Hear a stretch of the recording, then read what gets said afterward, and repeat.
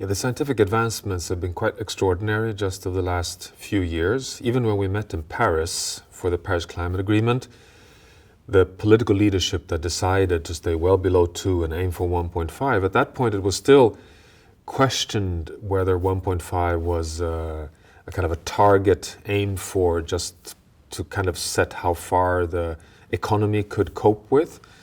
But the evidence today is so clear that 1.5 degrees Celsius is actually a boundary, a biophysical boundary beyond which we risk very damaging impacts on the economy and on livelihoods for humans and for all species on Earth.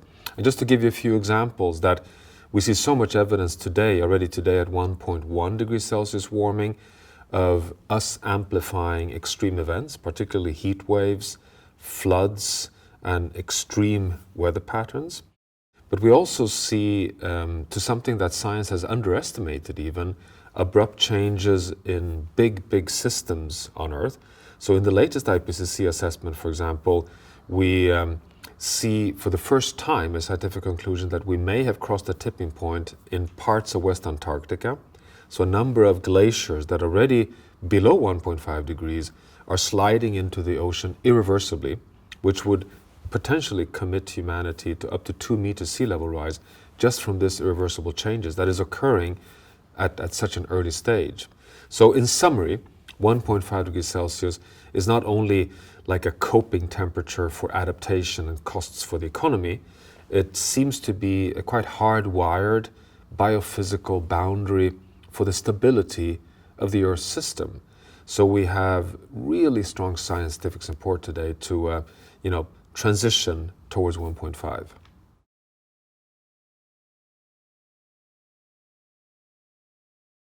Well, the Exponential Roadmap is taking on the grand challenge to try to answer the question, can we actually have a transformation across different sectors in society that aligns with science? So what does science say? Well, the first thing science says is that, yes, we're following a dangerous trajectory, but the window is still open. We can still transform the world to stay well below 2 and potentially reach 1.5.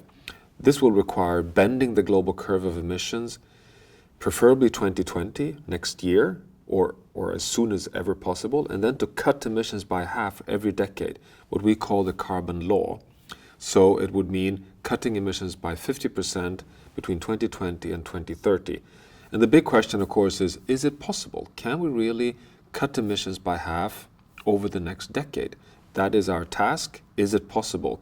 And in the Exponential Roadmap report, which we, from science, have done together with the best expertise and with business, so Ericsson has been a core partner in this already when it was presented at the Global Climate Action Summit in San Francisco in 2018, an updated version at the Antonio Guterres, the UN Secretary General's high-level heads of state climate summit in September 2019, showing that with current existing technologies, if you add them up together, that we can actually cut emissions by half in sector after sector. So our task over the next 10 years, cutting emissions by half, our estimates is that up to 1/3 of that cutting by half may be enabled through companies like Ericsson, through the digital highways that are provided, which can give energy efficiencies and novel technologies to enable these reductions in emissions. And that in itself gives a lot of support for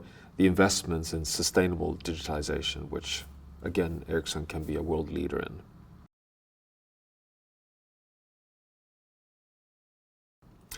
Well, I would strongly argue that, objectively, as a scientist, that companies like Ericsson, who are right at the frontier of the digital revolution and the digital highway in the world, are truly part of the solution. And in so many ways, all the way from providing the means by which sectors across the economy can innovate, from driverless transports for heavy vehicles to make them more energy efficient and aligned with a zero carbon digital electric transport system, all the way to the way we can communicate with each other and thereby have different means of social exchange across societies and across cultures in the world. But more than that, I think Ericsson has this opportunity of framing the whole business model around sustainability. So if you truly adopt what has now increasingly become attractive for many businesses, and Ericsson has been and continues to be a leading company here on adopting a science-based target for climate. I mean, Ericsson being one of the first companies in the world that actually adopted the 1.5 degrees Celsius target.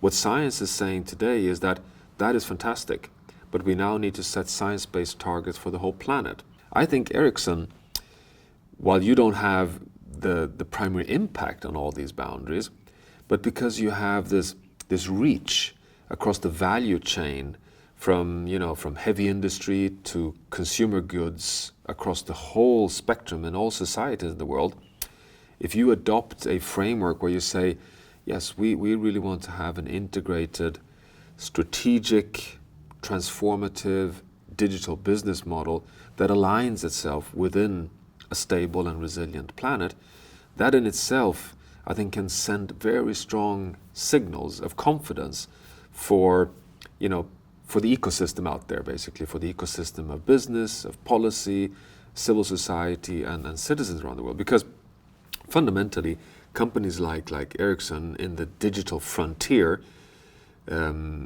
are connected quite deep into the fabric of modern societies. So I think it's a great opportunity, and I would argue a responsibility.